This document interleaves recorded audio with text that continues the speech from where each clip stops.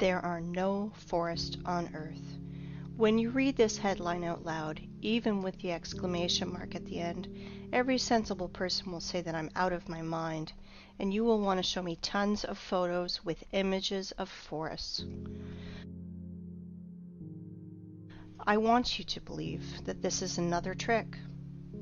They make us think that this is a forest, when you actually are looking at 30-meter bushes.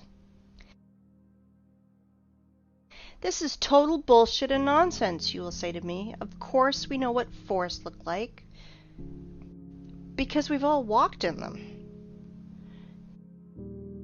Well, I expect that's how you will react, and that's fair, but after watching this video, its headline won't seem so strange to you, because you will reverse your concept of forests by 360 degrees. And now, first things first. We will begin with a well-known picture. Children see 9 dolphins on it, but adults see 2 lovers. A huge difference, don't you think? Try to see dolphins on it and see how hard it is.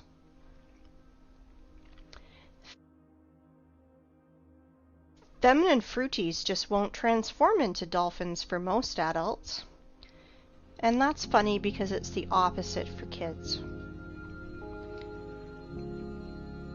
There is only one picture, but we see it completely differently. What is more, children and adults can't exchange perceptions. Why is this the case? It is simple. Eyes see the way the Matrix ordered them to, but that's not the way the real world looks. Our eyes become traitors over time. We were blinded while in childhood. The outward world is quite different. We see things through a prism of habit and experience. And this prism distorts everything completely. At 30 years of age, this prism works to protect your mind. And at 40, you could go crazy without this prism. Do you think I'm exaggerating? Look at this photo. I'm claiming that it is from a mesa that was formed from a magmatic melt from the Earth's depths about 200 million years ago. You think I'm out of my mind? Maybe you're out of your mind. You will understand soon. We'll come back to this plot of grass later. For now, remember how we bumped into this old stump. Sometimes humans even try to take photos trying to hug the unhuggable trunk of a tree. But really, think about it. Old trees are a rarity. They are all registered, they are tracked, and are being kept in reserves, like memorials of nature. There is an uproar on the internet about forests. Why all forests in the earth, even in Siberia, are not older than 200 years old? Where are all the giants? It is right that the people are in an uproar about it, but I want to look at the problem from another angle, from the side of the Earth's poles. The thing is that even Soviet biologists found strangeness in the poles, and unnatural amounts of water kept in the ice and snow, and there's an unnatural percentage of carbon dioxide in the world's oceans. This abnormal concentration tells us exactly about a worldwide fire of the past. Using simple math, those scientists come to the conclusion that those fires carried away 99% of the Earth's biosphere. We all know that living cells consist of hydrogen and carbon, so the ice on the poles are made mostly from water, from burned organisms.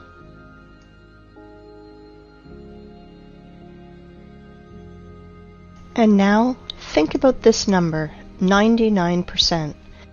It means that everything that now grows, crawls, flies, swims, and runs on the earth is 20,000 times less in volume than before this catastrophe.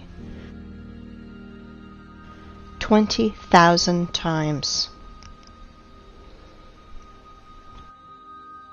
To imagine this, look at this picture. This piece of bread is humans, plants, animals. Just this pathetic small piece of bread on this large transport truck represents Earth's biosphere before those times. I hope you understand that today's myth of overpopulation is just pure hoax and nonsense. 100%.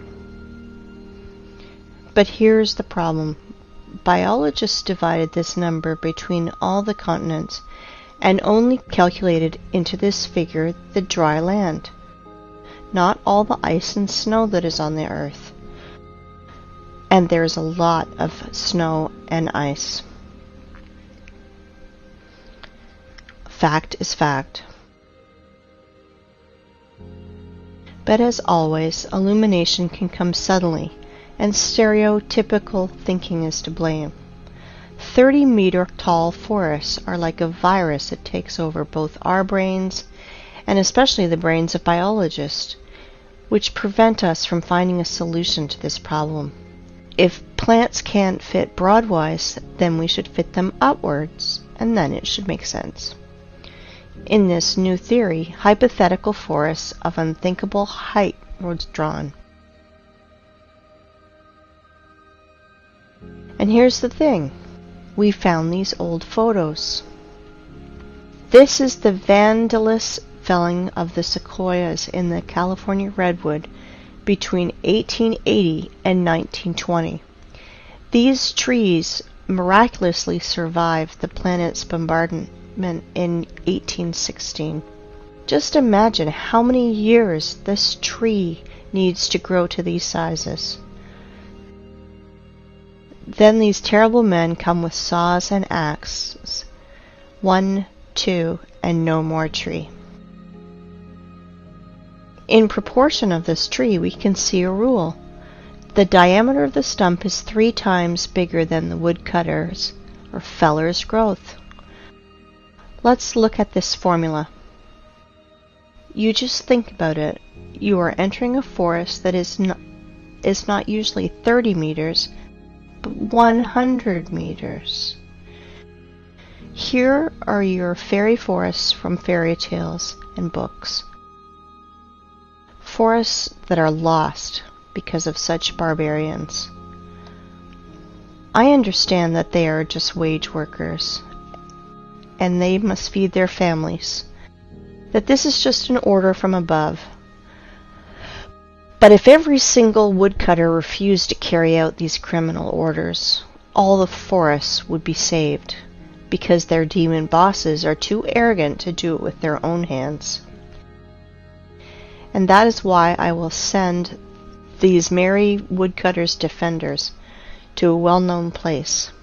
Look at this photo carefully. They look like satanic bacterias that want to kill the forest organism. For those who think that trees were killed just because of wood materials, I want to dispel your claims. Trees are energy generators. They produce constant electricity, oxygen from photosynthesis, food. They have a root network and are programmed to exchange data. Our ancestry had a theory that trees are programmed to keep data from everything on the planet and save it in their information portal in their carbon fibers.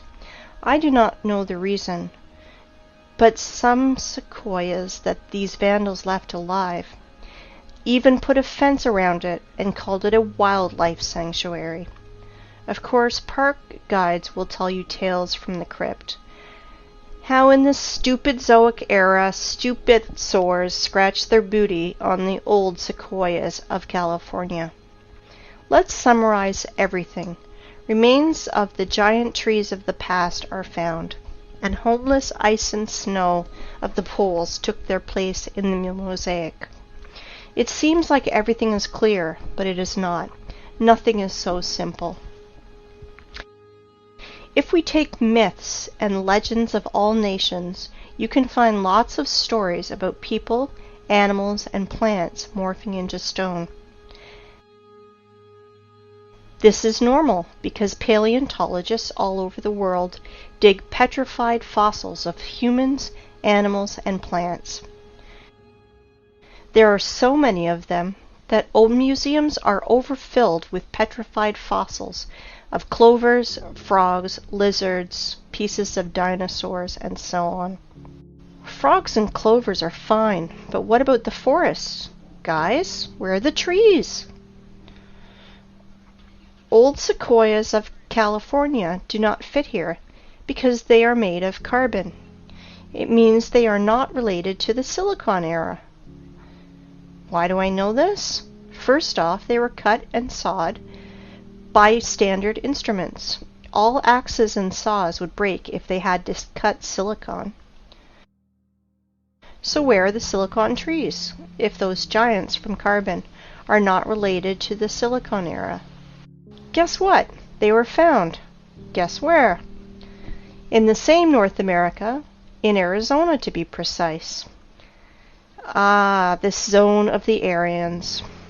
There are so many things going on there. The giant quarry that is now called the Grand Canyon. Like one person under the nickname Wake Up Human said, it is an apogee of the cynicism to name Quarry Waste as a national park. It is not a national park. It is just a quarry. And think what the ancient Russian word's root kolo is doing in the opposite part of the world. And the root ra, I won't even mention. Here is the city of Aryans, from which left only the vortex that made Hooligan meteorite 50,000 years ago. That's how Wikipedia is telling us this total bullshit.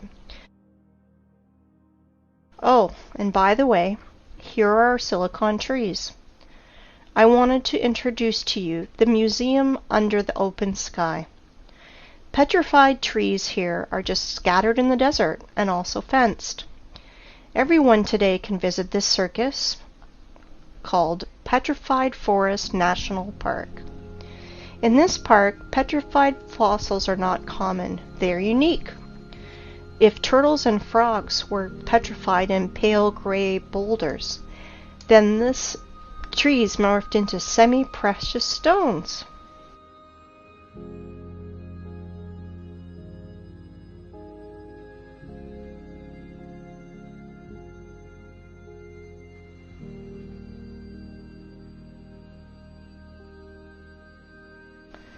Beautiful stones, aren't they? It is time to take stock. All our forests are young and do not grow higher than 30 meters. Remains of fairy forests were found in the sequoias of California, and biologists put poles of ice and snow in its place. We found petrified fossils of the Silicon era and trees from precious gems. Now everything fits together, right? Or no? In a perfect world, everything fits. In our cursed hell, nothing fits. Since that time, when I was a kid and I saw petrified fossils on a TV show, I was tormented by that question. How is it possible for a frog to be morphed into a stone instead of rot like any organic body does? Let's see what Wikipedia tells us. Special rare conditions must be met in order for the fallen stem to be transformed into fossil wood or petrified wood. In general, the fallen plants get buried in an environment free of oxygen, which preserves the organic structure and general appearance. I understand this is dry British humor. If not, I will try to explain. You need some spontaneous disaster. For example, a volcanic eruption, tsunami, clay rain, which would quickly cover the frog and mammoth and make conserves from them, where bacteria won't decompose the corpse to the state of stinking manure. In other words, to make the body petrified, you need to cover or engulf the body and to compact it. According to so-called scientists, the tissue was organic, and then it magically turned into silicon. SiO2. Remember this formula. If you have ever buried your home pets, you can quickly run and dig them out. Your beloved pet is petrified, and you can put his statue on your table. Want to reproach me for such black humor? Redirect that to the official science community, which sells us such bullshit. A dead body has only two options. Dry up like an insect in a piece of amber, or the second option, just simply rot. Organic bodies will never turn into rubble. Never. This absurdity is invented to hide the truth. Magical morphing into stone is a little thing. Transforming wood into semi-precious stones, this is where the lies and ignorance become uncontrollable. Tell me how a stick of wood can become a semi-precious stone. You may have no answer, but I do, and we will discuss this later. For now, let's analyze what these gems show. I do not know about you, but I am confused by 3 points. First of all, according to the official story, these trees lost in an unequal battle against a neighbor volcano. Attention, 225 million years ago. But wait, there's more! This wood not only burned and held fire, not only rotted into the wet ground, against all the laws of physics, chemistry, and biology, just transmorphed into precious gems. David Copperfield is nervously smoking on the sideline. But this is not the end. Trees are not broken. Trees are sawn into even, accurate pieces. Well, I want to know the name of this brand of chainsaw that Aborigines use for this. I am joking, of course, but the conclusion is that this is not a museum, but stage theater. These trees were sawn and brought here by someone. You know, only a true fool would believe in the magical transformation of wood into precious stones and gems. Here's another question. For what purpose did they make this circus with all these scattered pieces of silicon life form? And did you pay attention to how small these silicon trees are? They are incomparable, even with the sequoias of California. But this one is simple. They are not trees. They are trees' branches, giant silicon trees. And these trees were so big that American sequoias near them look like sticks near the baobab. And while tourists are freaking out over these precious gems, no one is paying attention to the background because everything is hidden in plain sight. To understand what I'm talking about, let's return to our favorite plot of grass. And I want to ask you, what do you see? A tree stump in the daisies? But I continue. This is mesa that was formed from the magmatic melt from the Earth's depths about 200 million years ago. Do you not believe me? And now? Let me introduce to you, this is Devil's Tower, mesa, or so-called laccolith, that was formed from a magmatic melt from the Earth's depths about 200 million years ago. At least that's what Wikipedia tells us. And billions of people believe that this is mesa, laccolith, or a mountain. Really? Let's come closer to our tree stump. to look at his fantastically inexplicable columns. Let's look in the Wikipedia ones again. Igneous rock is formed through the cooling and solidification of magma or lava. Really? What a smart magmatic melt! It's just stood still and froze in the appearance of a perfect hexagonal column for 300 meters in the sky. You can synchronize your instruments with these miraculous columns. Were they squeezed out of cream injector, then tied in a bun like a broom, and then a big giant fan blew near to help the columns to curdle faster? Maybe the columns of Parthenon or Isaac's Cathedral were built in the same way. Gentlemen scientists, are you out of your mind writing this garbage? Humans, are you out of your mind believing this garbage?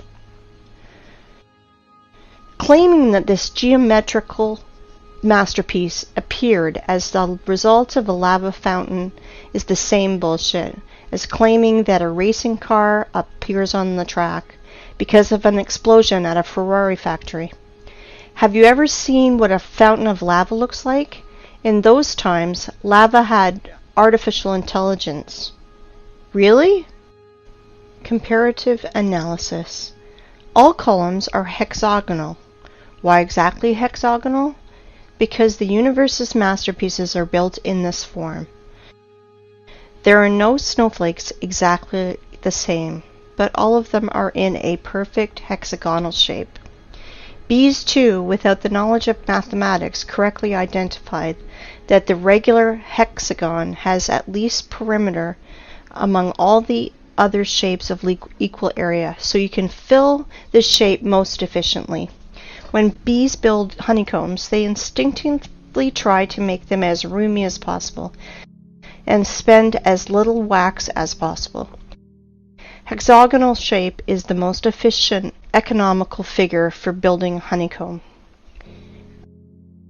Blind sheep cannot understand that our universe is fractal. That is why there is no difference in what scale you study it, in the scale of a mountain or the scale of a tree that everyone has outside their window. And now let's open a botany textbook.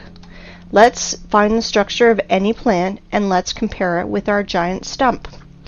We won't go deep into this. We only want facts that fall into our hands from the stump's photos. So it will be useless to try to argue against those facts. I want to introduce you to the cross-section of a stem of flax. Well, well, gentlemen biologists, are you noticing anything? No? Look, it seems like honeycombs in the middle. Wowzers, and they are all hexagonal. Well, well, what a coincidence. If we remove skin around this flax, our stump skin is the same. Let's look at the small rocks around it, and guess what? Flax looks exactly like our stump from the bird's eye. They look identical. Exactly. The stump's fibers, like the fibers of the flax, has a hexagonal shape that is strictly preserved. It is geometrical the entire length of the stem, and that is as much as 384 meters. I want you to pay attention. The stump's fibers are even stricter in their proportion, as we learn from the botany textbooks. They are no different for the whole length, but are relative to each other.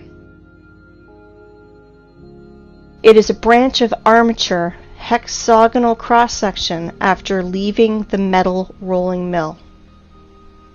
The fibers are not attached to each other, since they freely exfoliate and fall as the stone erosion goes.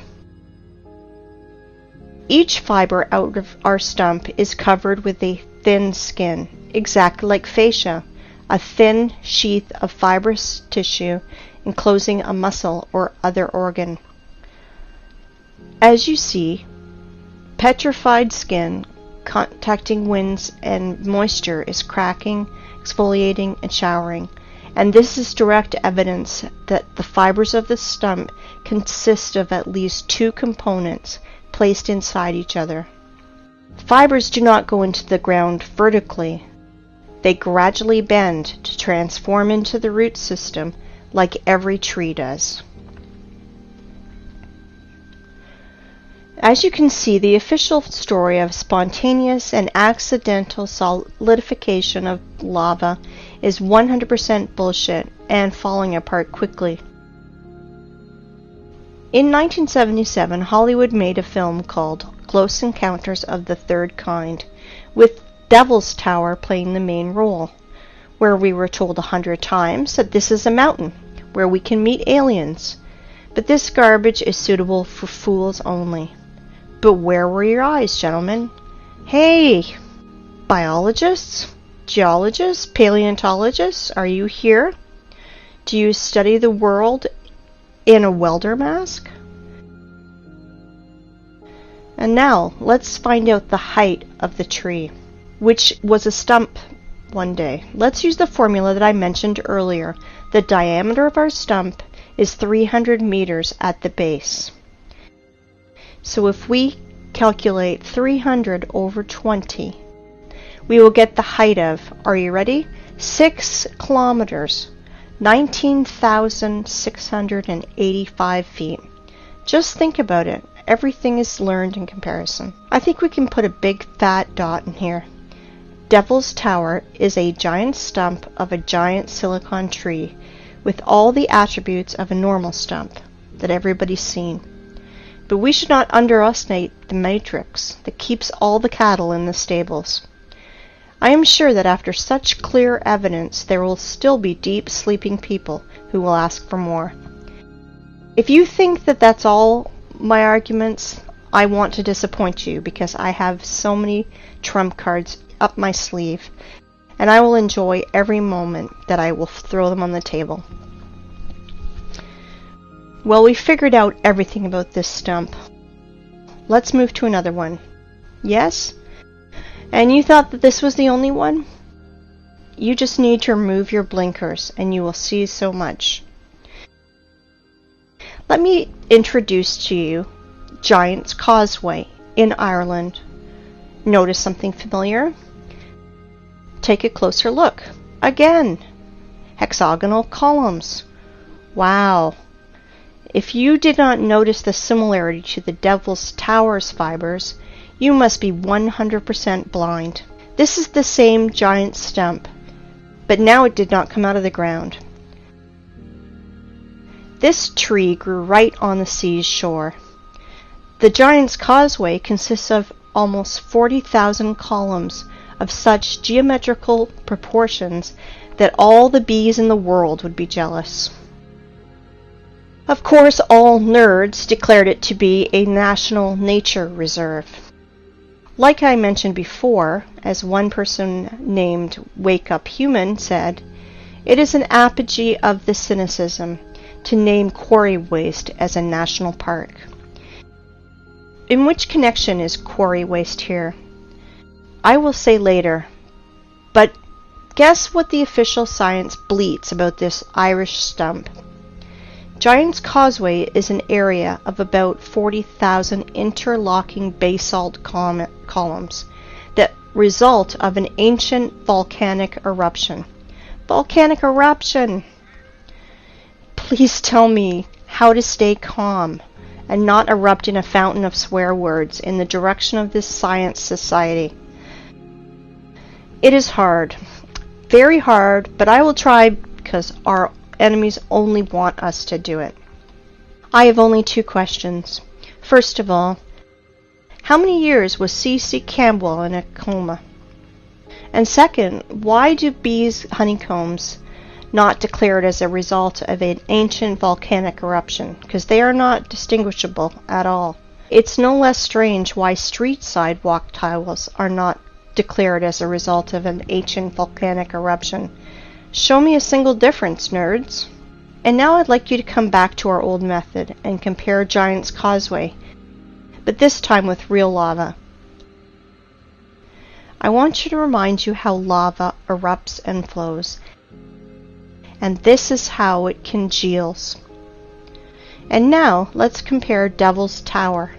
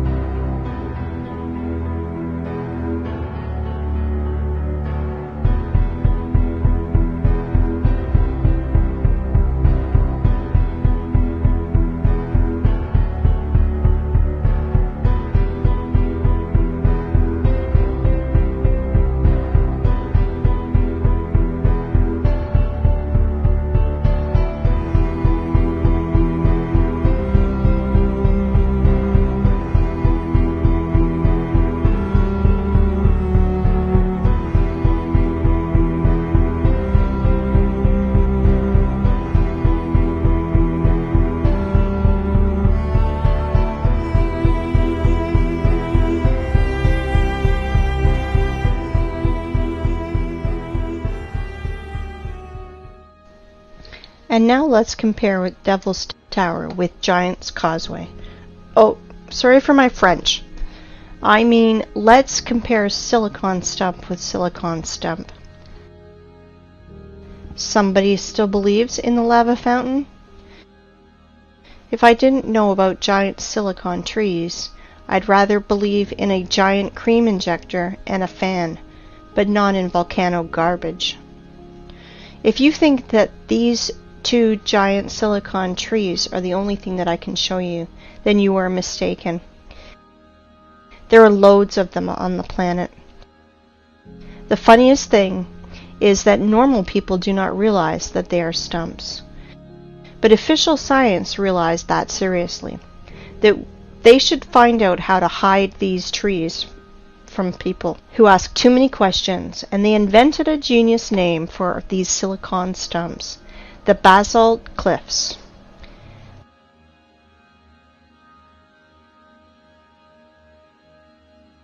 I want you to pay attention to these two pictures, where fibers hang from the ceiling. How can volcanic version explain that? Lava was dripping, but its drops did not fall to the ground. The drops stuck by their hexagonal honeycombs to the major neighbor drops, which somehow reached the ground. Look at this picture. Just an everyday photo with this girl. It's good. But the only thing she does not realize is that she's sitting near the stump of a silicon tree. All artifacts are in plain sight, but the prism of the matrix do not allow us to see 9 dolphins. There are tons of silicon stumps in the network. You can research this topic yourself. Google will help you. Let's move forward. I want to introduce to you one more hexagonal miracle of the Earth that is of silicon nature. I want to introduce you to the biggest salt lake in the world, Salar de Uyuni in Bolivia. As you can see, not everything is so simple as it is written in textbooks and shown on the Discovery Channel. Our tradition wanted to show you what Wikipedia is telling us about these hexagons. But the fibers of silicon stumps, Wikipedia is changing it a bit. About the hexagonal structure of South American Lake, it is keeping silent, like a fish, like there's none of them. But they are there, absolutely there. You won't believe it, but Wikipedia is not the only thing that's silent. After hours of research, I found nothing about this hexagonal structure. And only in one place I found a single phrase, like, "Look, how interesting this dried and cracked salt."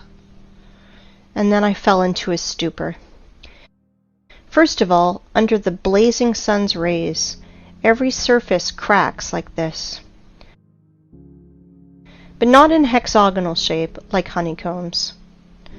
Secondly, cracks are deepenings between the fragments of surface, but I see elevations. And this is opposite to the cracks. It looks more like fiber fascia, like the silicon stumps one.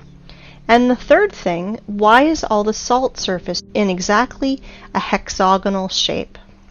If the official story is not a sensible explanation, let me tell you my opinion. As Wake Up Human says, there are no salt lakes, just sludge settling tanks. I agree with him, but this is not the case.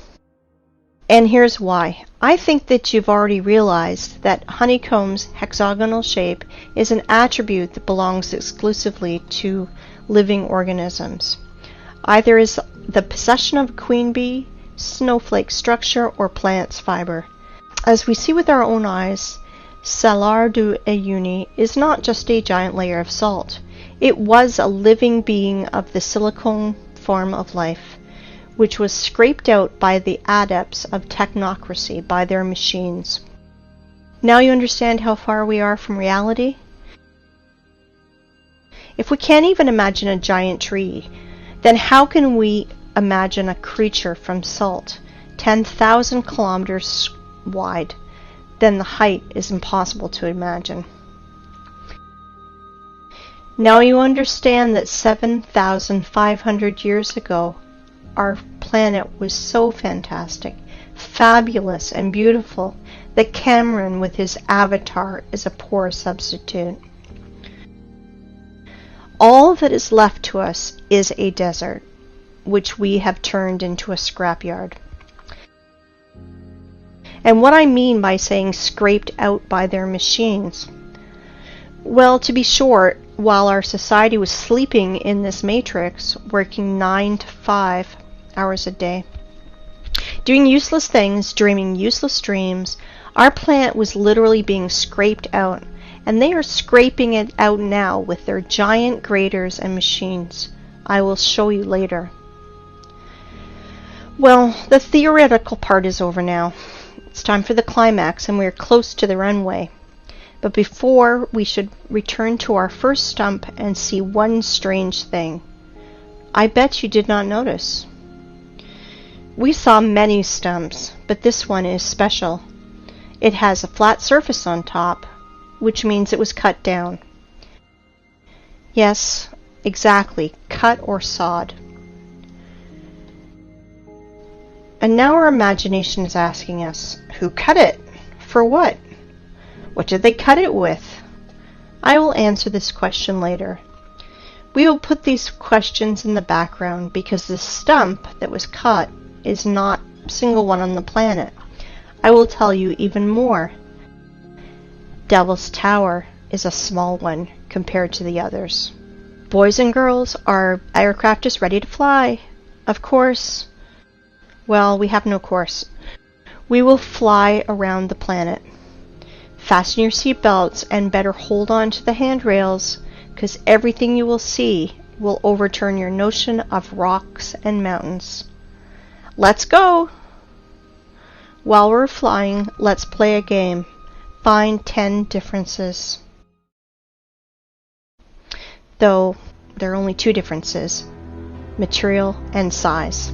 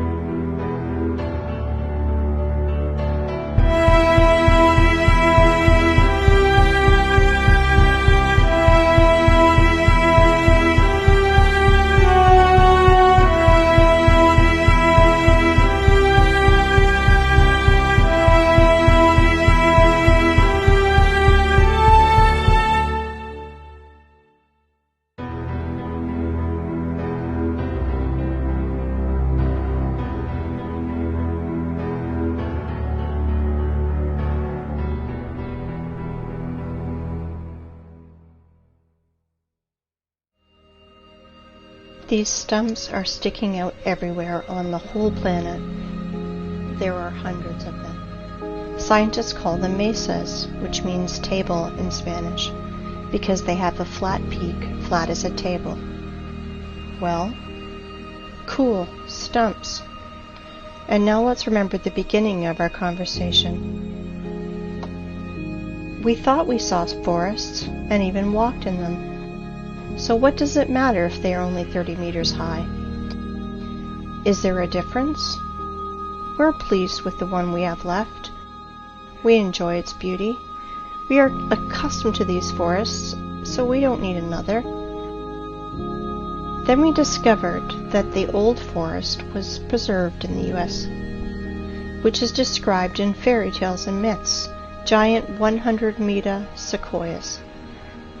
This is the picture our mind draws when we hear the words fairy forest.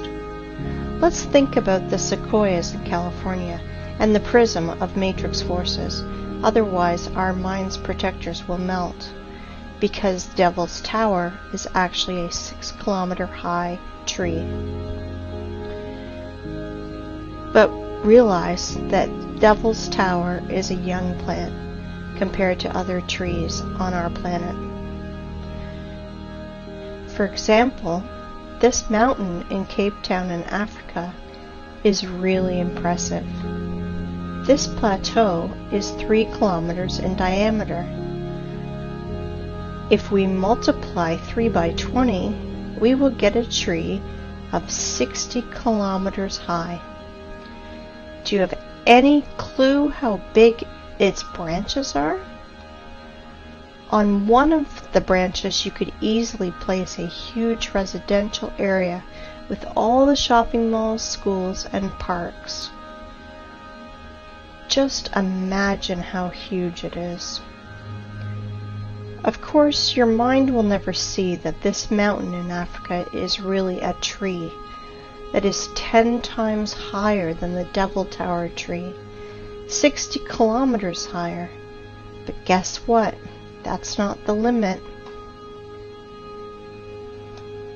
In the work of Russian scientist and poet Alexander Sergeyevich Pushkin, we can read about giant fairy oaks that was on the Bayan Island near Lokomori, and we now believe has been killed by our government.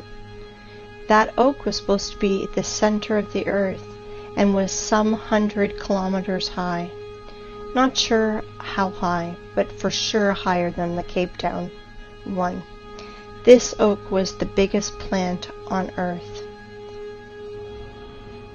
Remember in the beginning I mentioned our prism of the mind that helps to preserve it but distorts reality? Ask any person to show you trees on the right photo, and he will immediately put his finger on the green on the ground. Without noticing that it's only pathetic bushes, it looks more like moss in comparison to this size. But definitely not a forest. Now you understand why we can't find 9 dolphins? But do not dwell on fish and stumps. Once again, I urge you to think in planetary sizes. If instead of dolphins and stumps, we see lovers and mountains, imagine what is hidden from us with a curtain. That is why the apocalypse is translated as curtain opening. Do you understand now why I mentioned this matrix prism in the beginning? Through which we are looking, and it turned out that we see nothing. The real world is different. I can call today's state of society a real dream, and the sad part is it is not figurative. You know, in the Russian language, the word tree is spelled D-E-R-E-V-O, de-re-vo. The word ancient tree is spelled D-re-vo, and the word ancient trees is spelled de revnost. It means in Russian language, the language of the Aryans, time, when giant old trees grew. Interesting, isn't it? Well, let's put all that in our pocket and continue our flight.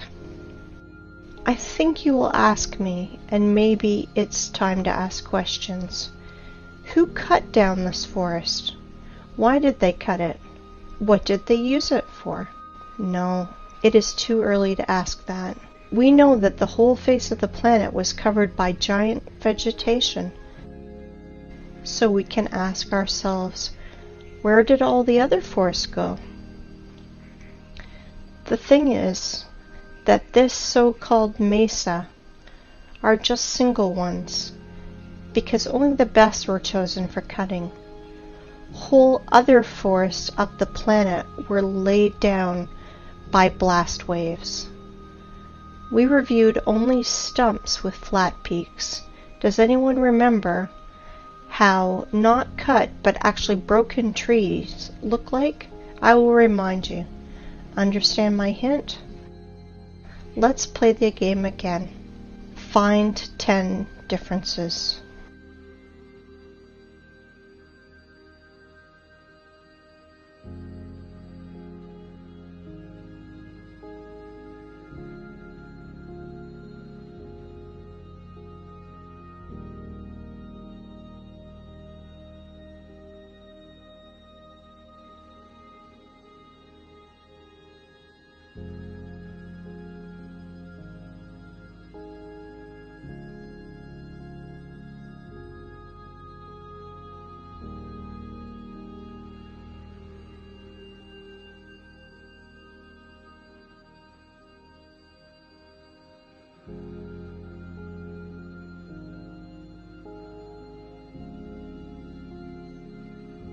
I think you understood the meaning of my words.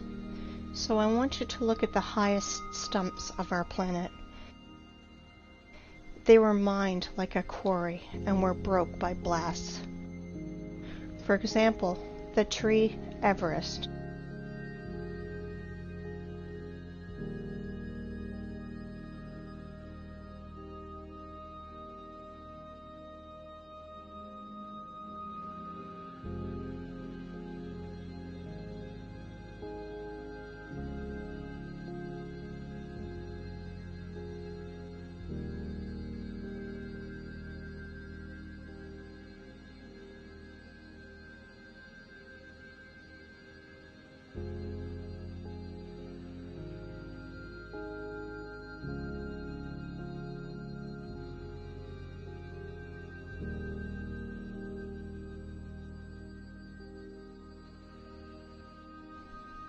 Have you already guessed? There are no such things as rocks on our planet. They are all just pieces of broken stumps. You can look at millions of photos, but the only thing that you will find is corpses of our true environment. How official science explains our origin of rocks, I think you guessed too. Now you understand why we are so charmed by rock? Why are all elite properties placed between rocks? Why the most clean materials for construction are pieces of rock? Because even if they are dead, they still emit powerful energy for us, mortal carbon human beings. Stone is a bridge between silicon and carbon life forms. And now, the important thing you must learn is how to distinguish rocks from mountains. They are completely different things. Rocks consist of solid pieces of ragged stone with fragments of fibers that reach to the sky. But mountain is just a pile of loose waste, which were brought on by giant machines. It has almost perfect cone shape, like every loose structure does.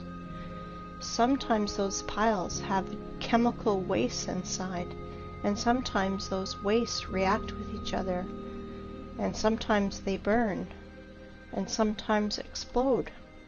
And then nerds in white coats scream that they invented a new volcano, and will immediately tell you stories from the crypt. How 200 million years ago this volcano formed those silicon stumps, and explain the origin of our street sidewalk tiles as a result of an ancient volcanic eruption. That is why there's no such thing as volcanoes, rocks, and mountains on our planet. You can throw out these terms from your vocabulary. Okay, let's fly further. So from our window you saw that absolutely all the rocks on our planet are just corpses of the silicon form of life. They are all fallen trees, you want to ask? No, not all of them have hexagonal structure like the Devil's Tower. Some of these rocks have lamellar structure or spongy structure, like our mushrooms do. Like liver is different from our heart or our lung, so our ancient world was so diverse that we can't identify or even imagine lots of species structure like our mushrooms do. Like liver is different from our heart or lung, so our ancient world was so diverse that we can't identify or even imagine lots of species and subspecies. Let me introduce this theme was covered in detail by Pavel Ulyanov. His YouTube name is Wake Up Humans. He did revolutionary work in the theme of geology and bucket wheel excavations work. Let me introduce to you this giant cuttlefish, which is a Badger 288, one of the world's biggest rotor excavators. And this is how those machines work. They crawl on its wheel parallel to the quarry wall. Giant wheels with ladles scratch at rock and ground, leaving concave wall.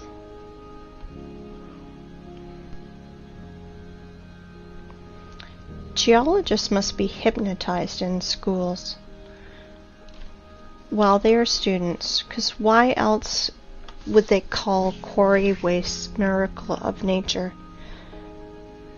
Like, for example, this cliff in Australia. Want to laugh? If you do not believe in the idiocy of this last stage, just Google wave rock and check the official explanation. 100% unbelievable how people buy into this. Some people will ask which stone was part of the living plant and which not.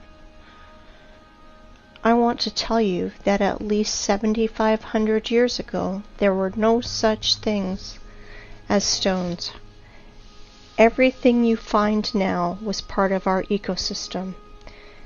But then people said they want to be gods themselves, and they screwed everything up.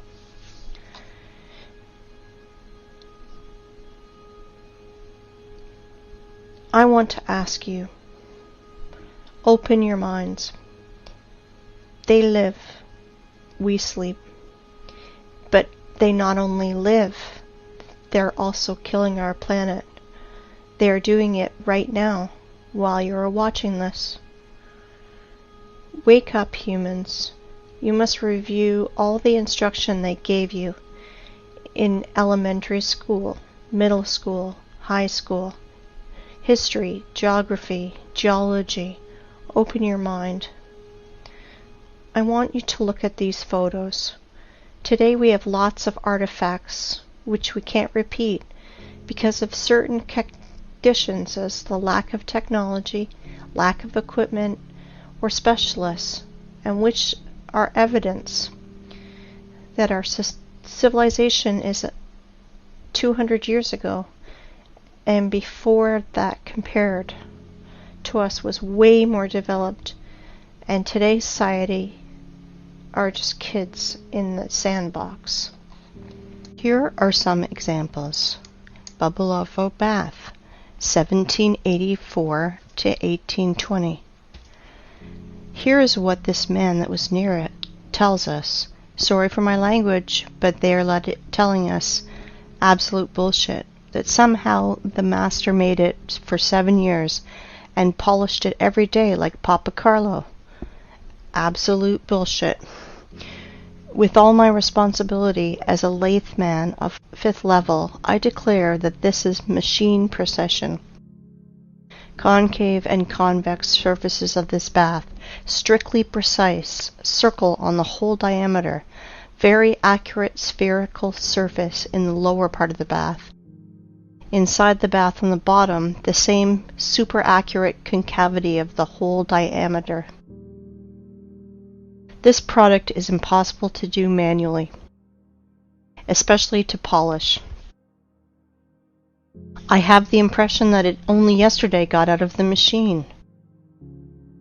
And the polish is like from Isaac's castle columns. It's impossible to do without high-class and high-speed polishing and grinding instruments. Next one, Alexandrian column, 1834. Weight is 600 tons, 27 meters high, granite. Impossible to do manually without turning this on a lathe machine. This column has the shape of antithesis. It's simply impossible to do manually. Third, Peru Ollantaytambo. Polygonal docking of blocks. Weight is 40 to 120 tons. The level of adjustment you can see for yourself. Blocks are aligned in 3 dimensions. Capella San Severo. Made from a single piece of marble. This is impossible to do without an advanced CNC machine. For the last 50 years, there was nothing even close to the complexity of this execution. Nothing has been done by any sculptor, even with the advanced CNC machine. Marble tombstone on the Monumental Cemetery Strangliano Museum in Genoa. 6. Stone bridges in Sevastopol. Each polygonal stone of the bridge is essentially a single sculpture, an example of modern work. The stone on the left. By today's standards, it is considered quite acceptable. All cities on this planet were built of stone in the antique style, with pre-designed layouts of streets, avenues, embankments, and so on. All cities had a stone bastion wall. The construction volume, which is often equal to the construction volume of the whole city. Somewhere between 1780 and 1815, we experienced nuclear war. And it is likely not the first time in the world, which resulted in a nuclear winter in 1816. A year without summer. The Anglo-Saxons called it 1800 and froze to death. Here are some screenshots from Google Earth. Photos of nuclear craters in the territories such as Belarus. Such craters are easy to find. White traces around craters are broken limestone, the basic material of that time. To visualize the damage, search in Google. Google Roger Fenton Crimea or James Robertson Crimea and see the pictures. And you will see the photos of these first war photographers that were sent to Crimea in 1853 after the nuclear war to take pictures of the siege of Sevastopol. Compare vegetation then and today. This is an example of a photo of Sevastopol by Fenton. Until the 18th century, houses were built entirely of limestone. for cutting were used advanced machines to make perfect parallelepipeds. Here are some photos of a house in Crimea. All houses in all cities of old USSR are covered in clay for 3 or 4 meters. All houses that are deep in the ground for 3 to 4 meters and have such good quality. It takes 200 years, and during the Soviet era, such masonry of limestone is considered to be very good. This is Eski Kurmen. Illiterate guides will tell you that this is one of the cave cities of Crimea, where people lived. And when I asked about this track, I was told that this track was done by cartwheels of local nobility. And this is another so-called cave city of Crimea. And this is a modern quarry where limestone is mined. This photo is made before the revolution of 1917.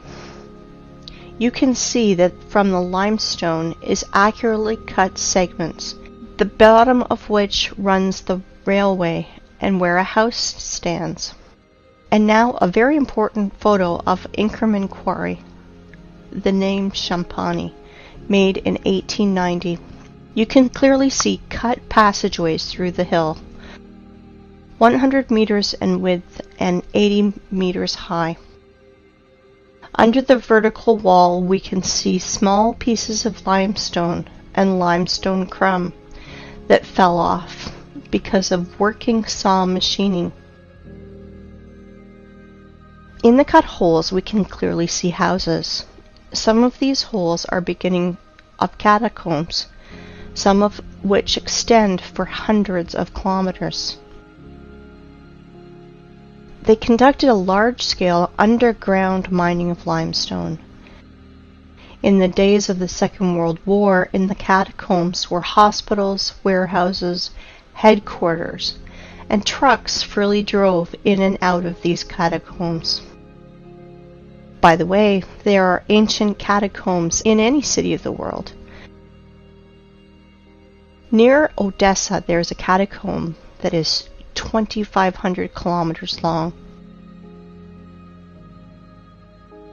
Everything they tell us, rocks, canyons, ravines, cliffs, are just nothing more than quarry wastes.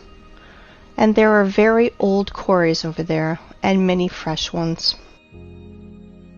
This is a white rock in Belogorsk, near Crimea. It is a limestone quarry. The wall was formed as a result of the cut slope of the hill. Want to see more? Look at this passage from which a huge mass of limestone was taken. They lied to you. And guess what they call it? They call it the Valley, a beautiful wonder of earth. Check this out. This is an old photo from the 19th century. The mound of the vertical walls of limestone chips are not yet overgrown with vegetation.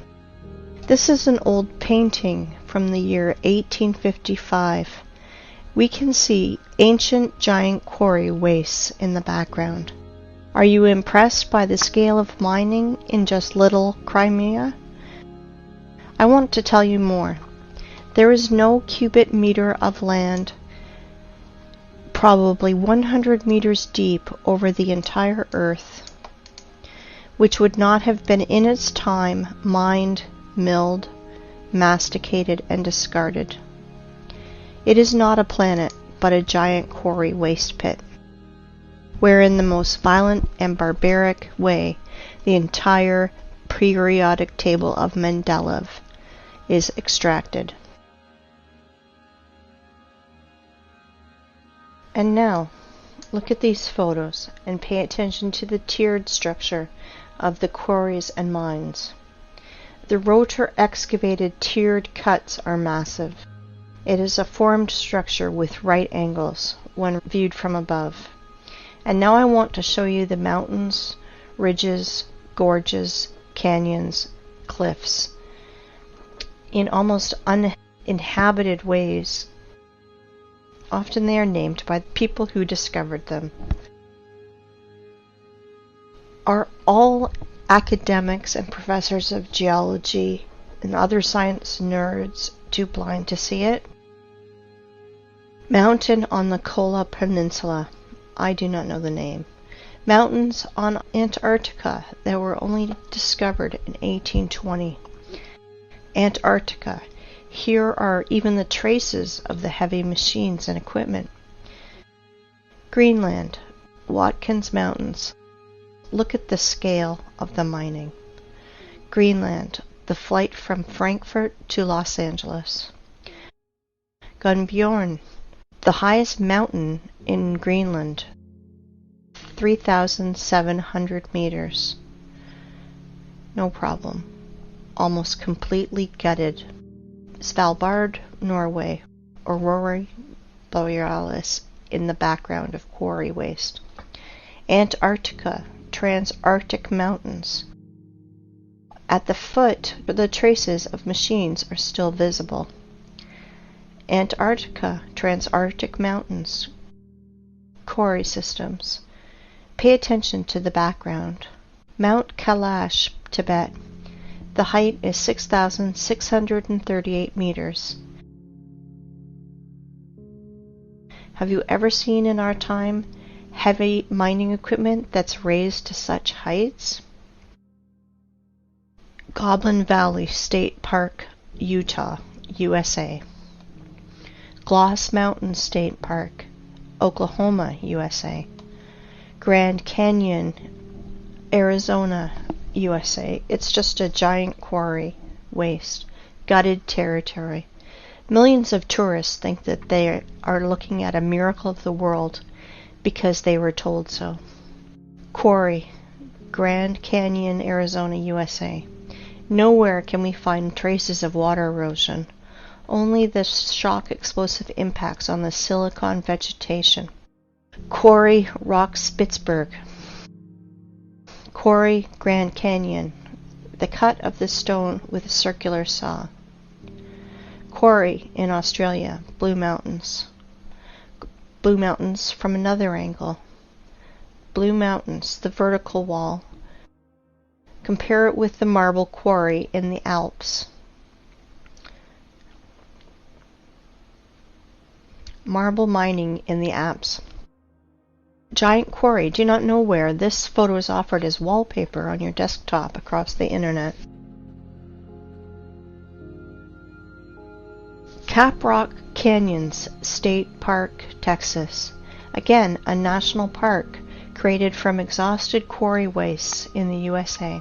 In some quarry wastes where there is a lot of moisture, people do farming.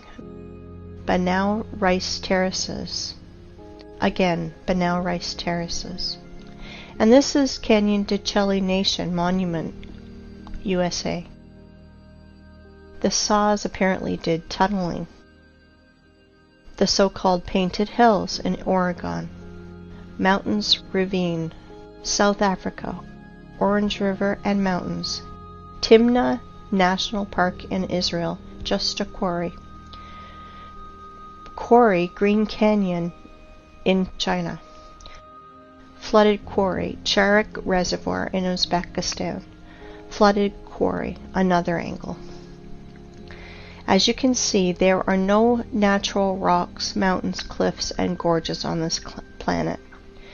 You know, while people argue on the internet how flat the earth is, like a pancake, or maybe a little concave, our masters are literally devouring our home and turning into a desert and a scrapyard. Guess what? It appears there are quarries on our planet the size of several countries. For example, in Tajikistan, Afghanistan, Uzbekistan, Turkmenistan, Kazakhstan, and Iran, there is almost no soil in these parts of the country, because 100-meter layer of soil and all living things on it was removed. It looks like the Ural Sea and the Caspian Sea are just giant flooded quarries. Yes, all areas in the world that is painted yellow on Google Maps are the bottom of quarry wastes. Uzgurt Plateau. In the middle of the picture is a group of cars. If you fill this quarry with a layer of water 1,500 meters high, you will get an analogy of the Sea of Azov. And this is the Sea Azov, flooded old quarry. The bottom is as smooth as a table on which rotor excavators rolled. The maximum depth is 15 meters. Perhaps thorium was mined here. The edge of the Karakum Desert, the area of which is 350,000 kilometers squared. The impression is that planetary reapers worked here. In reality, quarry, for the rest of the population, Canyon Yangakala, the wonder of the world, in Turkmenistan. In reality, quarry, for the population, Plateau Tozber, Kazakhstan. USA Monument Valley, USA. Previously, this area was several hundred meters high, up to the stumps of the silicon trees in the background. Same Monument Valley, USA. Namibia. The desert is the bottom of a quarry. Egypt. The top layer is scraped out with soil, and all living things on it, also burnt by nuclear blast. Most part of Australia is cut and scraped almost completely. No soil, only red desert left. Australia, Nigeria, desert. The conclusion is deserts are 100% artificial. They emerged as a result of long-term mining activities. Even more, you can easily safely replace the words canyons, gorges, rocks, ravines, plateaus, mountain lake, and just simple lake in your vocabulary to the words quarry, mine, flooded quarry, flooded mine. Krivobor in Russia. Krivobor in a different angle. In the middle of this island, overgrown with bushes, stood a rotary excavator. Kruitvann in Switzerland, obviously the work of a rotary excavator. Siberia, Annabari Quarry. And now look at this. This is pile of waste rock in Donbass. The height sometimes reaches 300 meters. Inside them are chemical reactions. They burn, and sometimes they even explode when they accumulate excess pressure, and more. Let me introduce to you this pile of waste called Vesuvius in Italy. 1,281 meters high. But science nerds will tell you that this is a volcano because it is burning, even once it exploded. What a story. How people buy into it is beyond me. And now let's look at the biggest pile of waste, called terracons or volcanoes.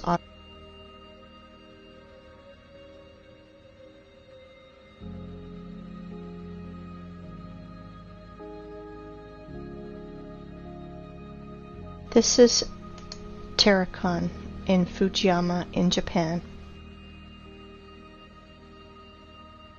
People, if you think that our masters lie to you, you are still sleeping.